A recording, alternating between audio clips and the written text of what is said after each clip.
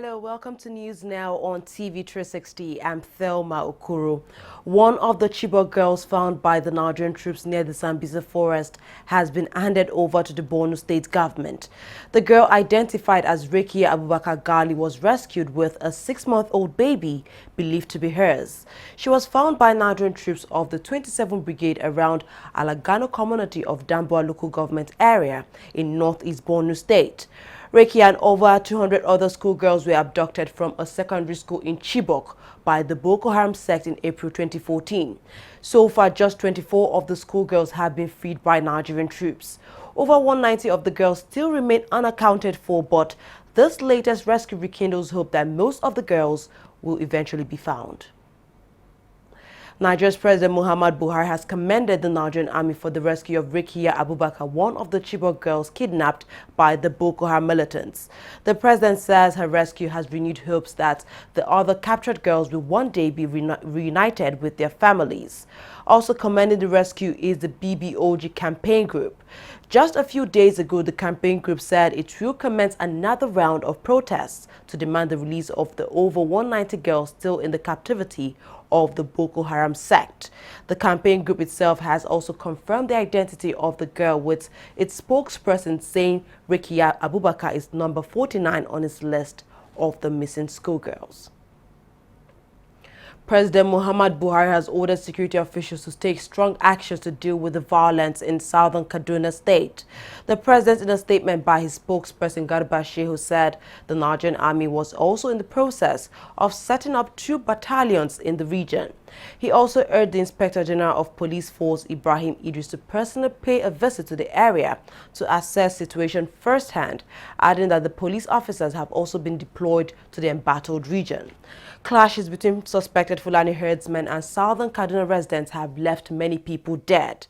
The Christian Association of Nigeria has said over 800 people have been killed in the latest clash, but that figure has been highly disputed by the Nigerian police force. The Nigerian government has announced plans to shut down the Nnamdi Azikiwe International Airport in Abuja for 6 weeks starting from March 8, 2017. Minister of State for Aviation Hadi Sirika says the airport will be closed to allow for repair on its runway. Kaduna Airport has been named as an alternative during the 6 weeks closure of the Abuja International Airport. The decision to close the airport was taken after airlines in the country threatened to stop flying to the capital due to the bad condition of the runway. Now, the Abuja International Airport is Nigeria's second busiest airport in the country. Before we assume office, it has been going in my mind that at some point, if nothing is done, we'll be in this country for a huge, huge disaster, may God forbid. I was conscious of the sheer size of dilapidation of our critical infrastructure in the aviation industry, and especially the most critical ones, such as runways, and also especially that of Nnamdi Azikiwe International Airport, Abuja. Of course, the Abuja runway was designed and commenced operation in 1982, and the lifespan is 20 years. So we've gone beyond the lifespan with some 14 years, some 14 odd years. And we've been patching this runway for all these 14 very, very odd years. The riding efficiency of the runway is completely gone. Pilots within us here will tell you. And it's unsafe for operation. Now, on this runway, if it had been just the surface of it,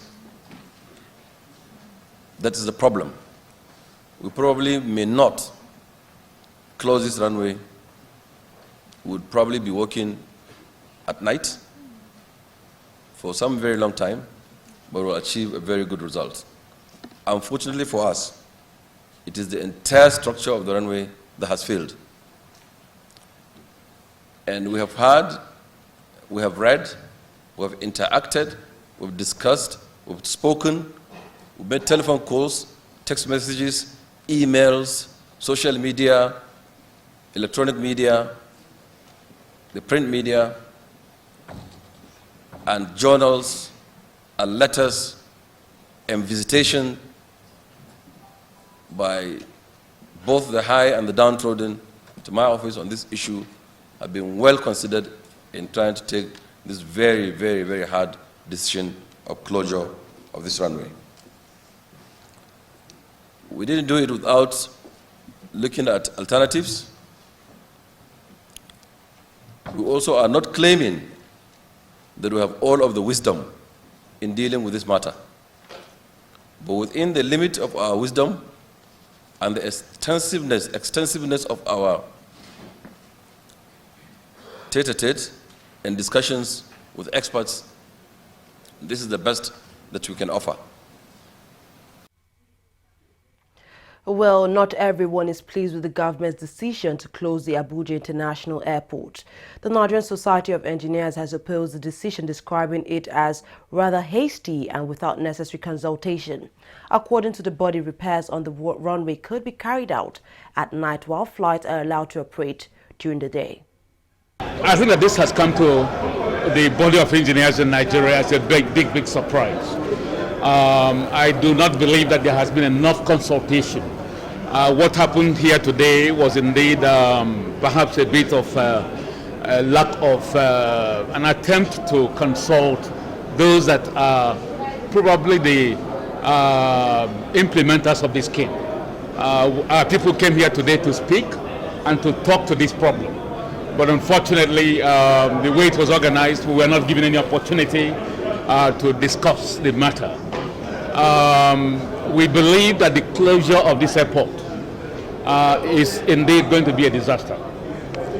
This is an airport that is the gateway to Nigeria. Apart from the business hub of Lagos, Abuja has now become a very busy airport. We think that there are appropriate ways, granting the fact that the existing runway, of course, has lasted more than 30 years and therefore requires to be changed and to be rebuilt and rehabilitated. The problem, of course, was that the second runway, which would have been started almost 15 years ago, was not done. And even when it was awarded about 3 years ago, it was also aborted. And that is the fault of the inspectorate unit of the aviation sector. And that is, of course, NCAA, which is, of course, the body that regulates what happens in the aviation sector. If they had played their role properly, the second runway of Abuja would have been started probably about 3 years ago. Unfortunately, they abandoned it, and this is why we are in this mess. Resident doctors in Nigeria have urged stakeholders to push the federal government to meet their demands in order to prevent a looming strike action. The Lagos State chapter of the body says things could take a downturn if the government refuses to meet most of their demands. The Association of Resident Doctors in the country had on December 19, 2016, given the federal government up to January 2nd to implement the National Health Act 2014 and address other demands of the body. Now, some of the issues include non-release of a uniform template for residency training in Nigeria and the payment of outstanding allowances owed to resident doctors in the country. Nigeria has commenced payment of old stipends to former militants in the Niger Delta region.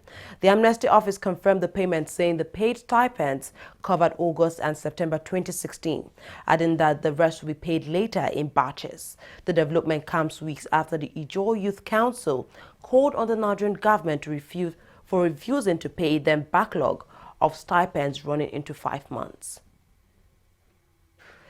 Meanwhile, a Niger Delta chieftain and Ijaw national leader, Edwin Clark, has warned the militants in the Niger Delta are growing impatient with the Nigerian government's delay to dialogue with them.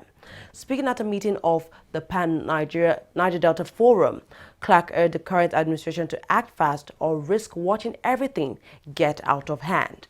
He, however, commended President Muhammadu Buhari for acknowledging that dialogue is the solution to the attacks on oil assets in the region. Clark also demanded the urgent release of the over 1 trillion naira federal government under contribution to the funds of the Niger Delta Development Commission. The Nigerian Union of Petroleum and Natural Gas Workers, NUPENG, has called off its nationwide strike action just hours after it began. NUPENG on Friday ordered an indefinite strike action at Total fuel truck depots in protest against sacking of its members.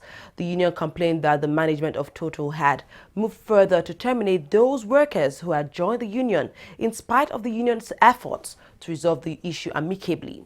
There has been a huge retrenchment of oil workers following the downslide of oil trade in Nigeria. The Independent National Electoral Commission (INEC) has assured of its full cooperation in unraveling those behind the violence and deaths that trailed the Rivers State rerun elections just recently. The election held in December last year was marred by a series of violence, snatching of ballot boxes and killing of civilians and security officials. Chairman of INEC says the commission received 120 case files of electoral offenders, from which 61 offenders have already been successfully prosecuted. Now, the People's Democratic Party, under the leadership of Ahmed McCarthy, has commended staff of the PDP National Secretariat for their peaceful protest held in Abuja. The faction also accused the ruling All Progressives Congress of being responsible for the lockdown of the Secretariat. A statement signed by the faction's National Publicity Secretary Dayo Adeyeye described the protest as a symbol of loyalty and dedication of the staff to the party. The faction also called for a speedy delivery of judgment on the case pending before the appellate court. Nigerian authorities say no case of the polio virus has been discovered in Cross River State following investigations carried out so far. There have been speculations that the disease had surfaced in the state after a toddler in the state was noticed with a deformed leg presumed to be a characteristic of the viral disease. Nigeria has expressed optimism that the country will meet the 2017 deadline of achieving a polio-free status. Nigeria's dream of being certified polio-free by 2017 was cut short following the discovery of 2 cases of the virus in the northeast part of the country in August last year. Nigeria had its last case of the virus reported in July 2014.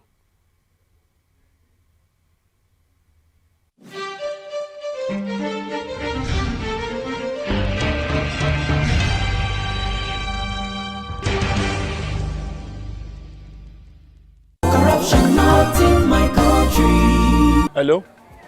Yeah, I found your wallet in front of a supermarket. Meet me at Apple Junction. Yes, I'll be waiting for you. Now we find out. 2 of us. Thank you very much, officer. You know, it's surprising that men like you still exist in the police force. Yes, so... Oh, yes. This is just a token of my appreciation. Oh, no, you don't need to do this. We're only doing our job. Thank you very much. God bless you. You're welcome. Now I know police is really my friend. Yes. Friend. Hey.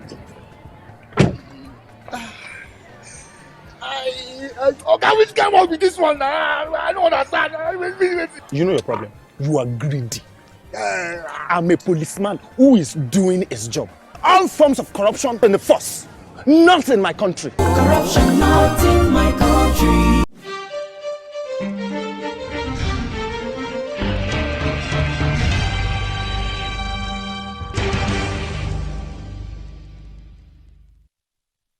Welcome back. You're watching TV360 News now. Nigeria's foreign exchange reserves have hit $26.94 billion, showing a slow but steady improvement in the country's current account balance. The figure shows a $2.137 billion increase or 9% increase. The reserves, which show the state of the country's financial funds in other currencies, had fallen to an 11-year low earlier in 2016, recording its lowest point since June 2005. The increase was due mainly to crude oil sales. Nigeria's naira is expected to gain at the official interbank window and on the parallel market, owing to an increased forex supply in the country. The local currency held steady at 4.90 to the dollar on the parallel market on Friday, the same level as last week, while the naira was quoted at 305 to the dollar on the official interbank window. Bureau de change operators expect dollar supplies from international money transfer agents to help boost liquidity in the country. Oil prices dipped on Friday over lingering doubts that some producers might not implement announced production cuts in an attempt to curb global oversupply. Brent crude was down 13 cents at $56.76 per barrel, while U.S. crude fell by 11 cents to trade at $53.65 per barrel.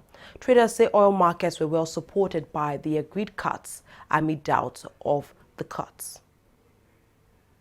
Chad officials say the country has closed its long border with Libya in an attempt to prevent the influx of militant fighters fleeing conflict in the war-torn northern neighbor. Authorities also say the country plans to deploy troops to the area to secure the border. Chad is a key ally of the West in the fight against Islamic militants in the West African region. Libya has slid into lawlessness since 2011 uprising that toppled Muammar Gaddafi from office. Chad is worried that Libyan fighters will flee south across the border. Russia is starting to withdraw forces from Syria, and its aircraft carrier group will be the first to leave the country. This is according to the Russian Armed Forces chief. The announcement comes days after Russia and Turkey negotiated a ceasefire in Syria, which is largely holding according to the United Nations. Russia has carried out airstrikes on anti-government rebels since 2015. Moscow's involvement is credited with turning the war in favor of its ally, Syrian President Bashar al-Assad. Super Eagles captain John Mikel Obi has joined Chinese Super League team Tianjin Teda. Mikel confirmed his latest move, saying he's been offered a 3-year contract worth £140,000 per week. Mikel joined Chelsea in 2006 from Lyn Football Club in Norway. The midfielder has made 374 appearances for Chelsea, winning 11 trophies along the way, but has struggled to break into the side under Antonio Conte this season. Mikel, who has not been featured this season, says it had been an honor to play for the Stamford Bridge club, but it was time to seek a new challenge. Nigerian football stars Alexi Iwobi, Asisat Oshoala and Kelechi Iheanacho have been named African Youth Player of the Year, Women Player of the Year and Promising Talent of the Year respectively. The three players won the awards at the annual Confederation of the African Football Awards held in the Nigerian capital on Thursday. Iwobi's rise from being an Arsenal schoolboy to a first-team player did not go unnoticed in 2016, while Oshoala began her year in review by switching from Liverpool ladies to Arsenal ladies. Also, the Super Falcons of Niger claimed the 2016 Women's National Team of the Year award for winning the AFCON in Cameroon. The Confederation of the African Football CAF has crowned Riyad Mahrez the African Player of the Year. The Leicester City winger beat Pierre-Emerick Aubameyang and Sadio Mane to win the top award. The 25-year-old now, who gained popularity for his notable role in Leicester City's extraordinary Premier League title triumph last season, becomes the first Algerian to lift the award. Sundowns, however, dominated the evening, lifting the award for African Club of the Year, while head coach Pitso Mosimane was named African Coach of the Year, and Goalkeeper of the Year Dennis Onyango was awarded the African-based Player of the Year award. Well, that's all we have at this hour. Thank you very much for watching. I'm Thelma Okoro.